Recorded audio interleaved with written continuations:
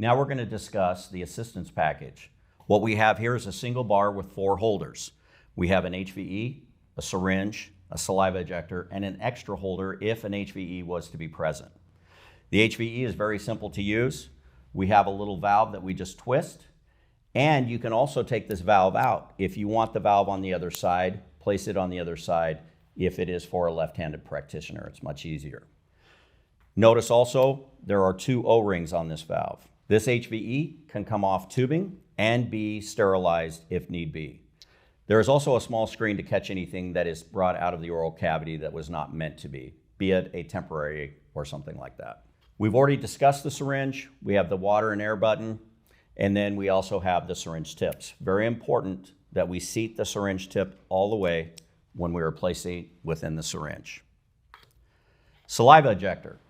Also the same idea. The saliva ejector valve can come out.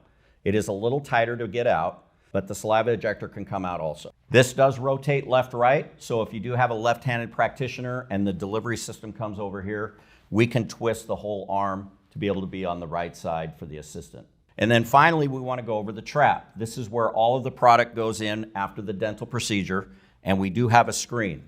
It's very simple to change out, and this is also on the referenced maintenance schedule that you will look at.